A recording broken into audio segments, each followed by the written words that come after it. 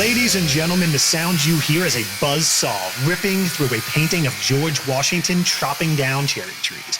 It's time for Professor Buzzkill, busting myths and taking names.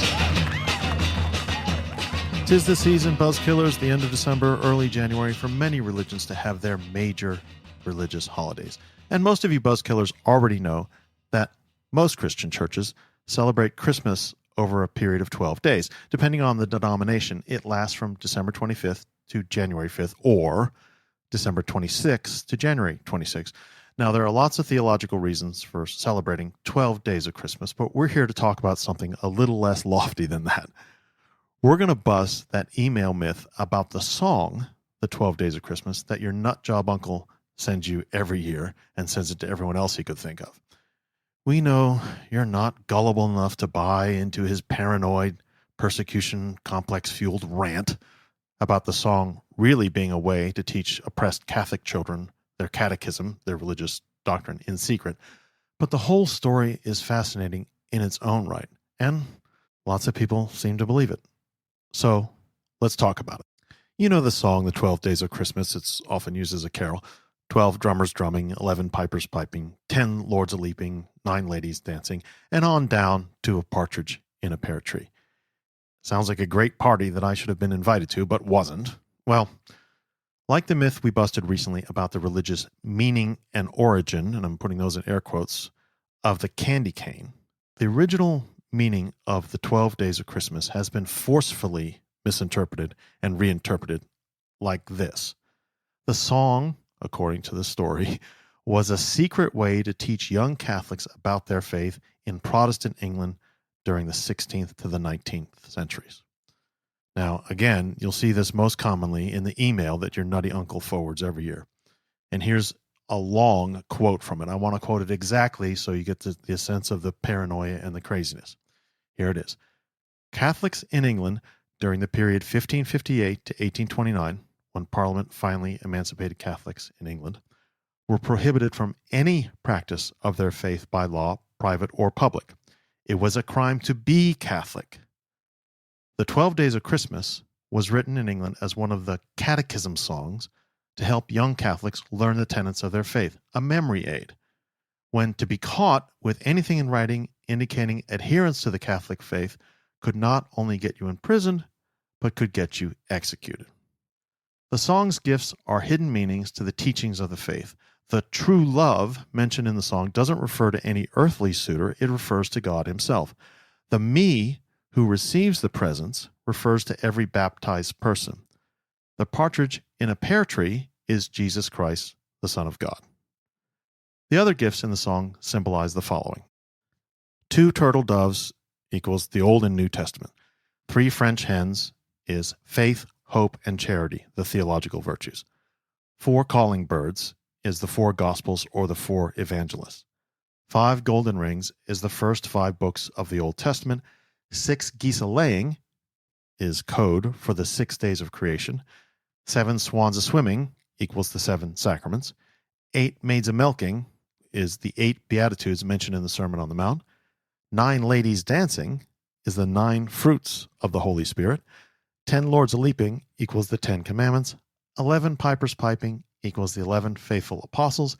And 12 drummers drumming equals the 12 points of doctrine in the Apostles' Creed. Now that's a quote, that's a long quote, right, where I started with Catholics in England during the period 1558 to 1829, all the way to listing these ideas of what the actual gifts and the gift numbers meant.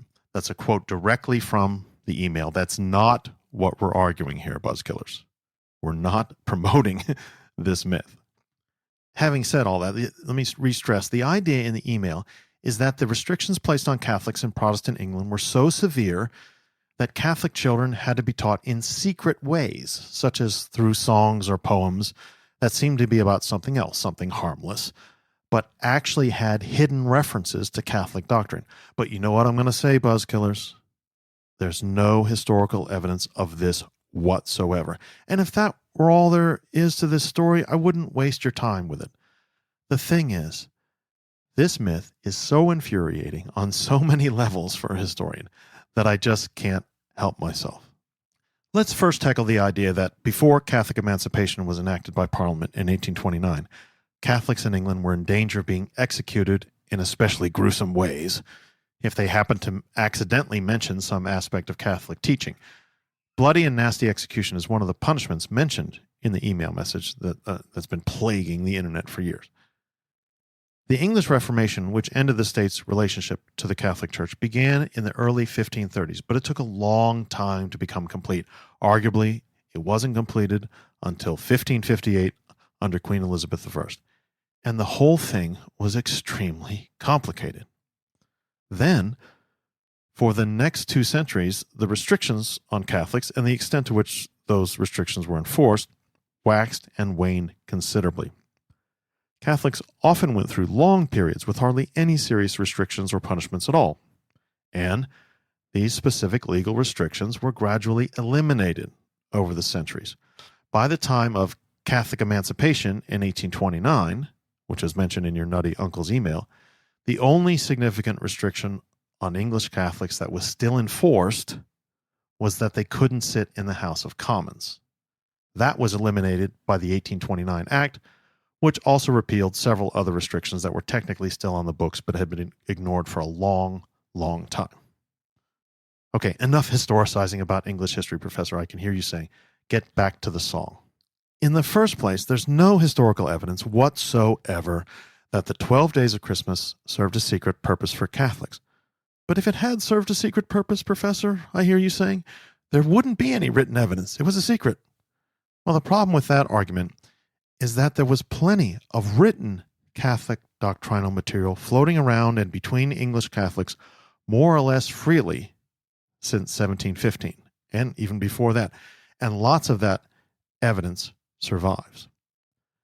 But perhaps the strongest evidence that the 12 Days of Christmas wasn't a secret Catholic teaching code, Catholic teaching aid, lies in the connections between the gifts mentioned in the song and the corresponding religious elements in the urban legends flying around the internet. Nothing that the 12 Days of Christmas gifts are supposed to refer to are distinctly Catholic, as would be different from Anglican Protestantism. Let me remind you of what that super secret code that only Catholics were supposed to know said. The partridge in the pear tree, the one partridge, was the Christian God. The 2 turtle doves, the Old and New Testament. 3 French hens, faith, hope, and charity. 4 calling birds, the 4 Gospels, or the 4 evangelists, depending on which version of the email you read. 5 gold rings, the first 5 books of the Old Testament. 6 geese a-laying, the 6 days of creation. 7 swans a-swimming, the 7 gifts of the Holy Spirit, which are the 7 sacraments. 8 maids a-milking, the 8 beatitudes mentioned in the Sermon on the Mount. 9 ladies dancing, the 9 fruits of the Holy Spirit.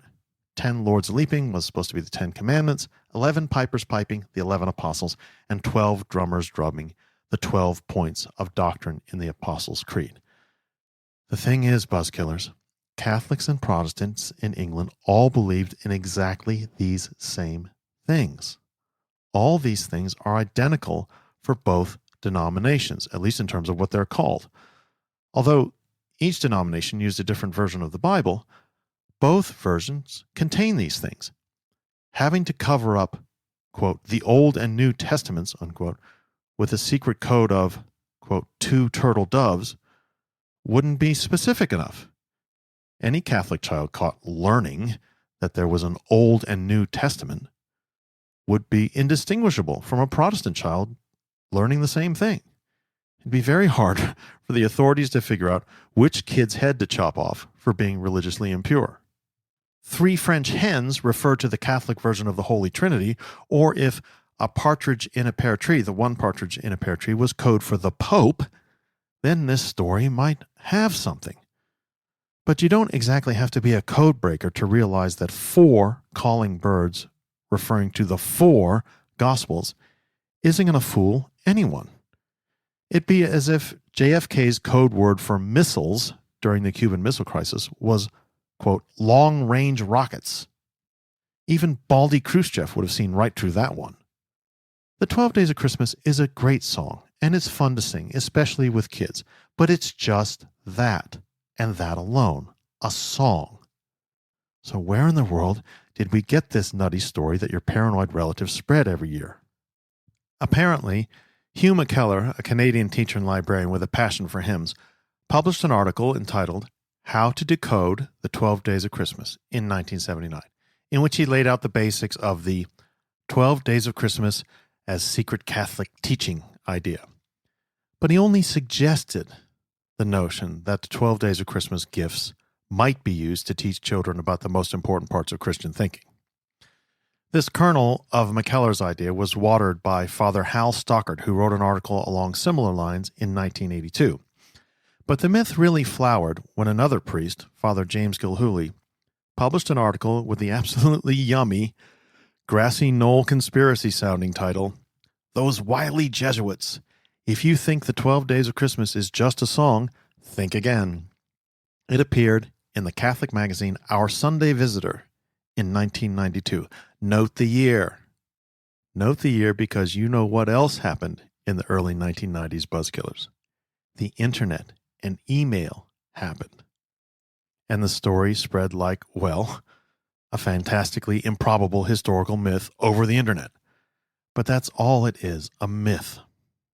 It's a myth unless, that is, you want to hold a wild and boozy 12 Days of Christmas party complete with drummers drumming, pipers piping, lords a-leaping, and ladies dancing.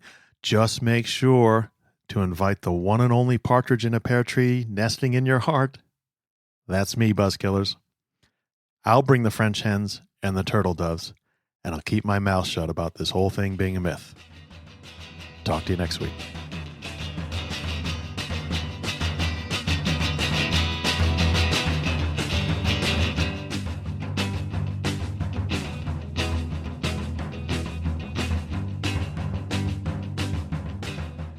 Epicast.